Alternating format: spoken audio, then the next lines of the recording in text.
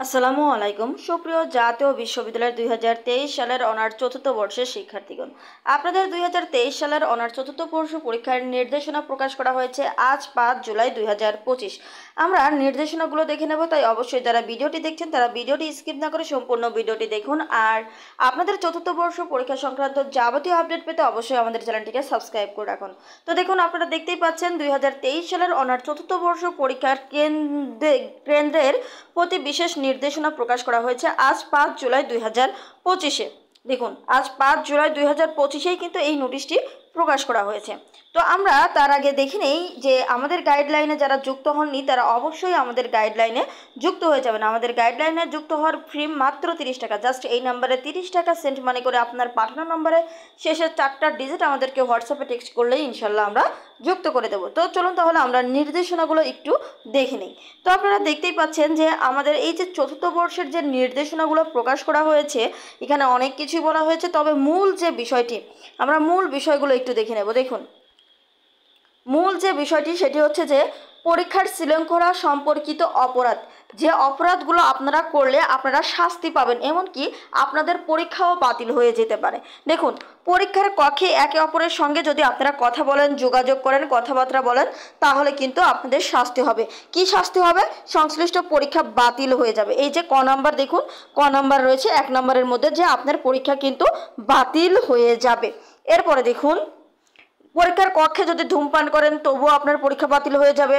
Mobile ফোনে অথবা যে কোনো ইলেকট্রনিক সামগ্রী ব্যবহার করলে তাহলেও কিন্তু আপনার পরীক্ষা বাতিল হয়ে যাবে।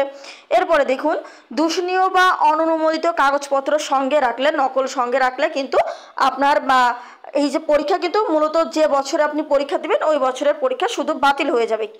কিন্তু তারপরেই রয়েছে, দেখুন, যে আপনি যদি দূষণীয় অনুমোদিত কাগজপত্র হইতে উত্তরপত্রে লেখেন, অর্থাৎ নকল নিয়ে গেছেন একরকম আর নকল হতে দেখে দেখে লিখছেন সেই বিষয়টা কিন্তু একরকম। দেখে দেখে লিখছেন এরকমটি দেখলে আপনার কি হবে, সেই বছরের পরীক্ষা তো বাতিল হবেই, এমনকি আপনি পরবর্তী আরও 1 বছর পরীক্ষায় অংশগ্রহণ করতে পারবেন না। এই যে দেখুন, সংশ্লিষ্ট বছরের পরীক্ষা বাতিল সহ পরবর্তী 1 বছর পরীক্ষায় অংশগ্রহণ করতে পারবেন না।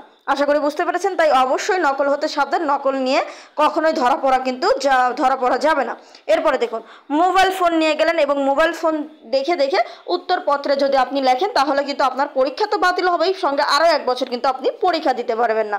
তো এছাড়াও দেখুন, নির্দিষ্ট স্থানের পরিবর্তে অবৈধ অন্য স্থানে পড়লে, মানে আপনার সিট পড়েছে এক জায়গায় আর আপনি আরেক জায়গায় গিয়ে বসলেন, সেক্ষেত্রেও কিন্তু আপনার পরীক্ষা বাতিল তো হয়েই যাবে, সেই সঙ্গে আরও 1 বছরের পরীক্ষা আপনি অংশগ্রহণ করতে পারবেন না। তো এভাবেই দেখুন, আপনি যে সকল যত বেশি অপরাধ করবেন তত বেশি কিন্তু আপনাকে শাস্তি পেতে হবে, তাই না?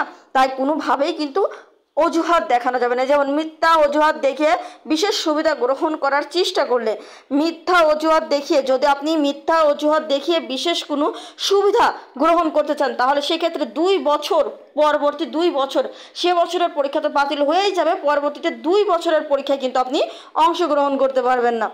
এরপরে দেখুন, পরীক্ষার কক্ষ হতে উত্তরপত্র বাহিরে পাচার করা হলে বা বাহিরে থেকে লেখা উত্তরপত্র সব আপনি খাতায় লিখে নিয়ে গেছেন, এরপরে সেটা ওখানে স্ট্যাপলার মেরে দিলেন, এরকম ঘটনা ঘটেন তাহলে কিন্তু পরবর্তী 3 বছর পরীক্ষায় অংশগ্রহণ করতে পারবেন না। তো এইভাবে দেখুন অনেকগুলো অপরাধ রয়েছে। আশা করি আপনারা আপনারা এই সকল অপরাধ করবেন না এবং সুষ্ঠুভাবে পরীক্ষা দেবেন।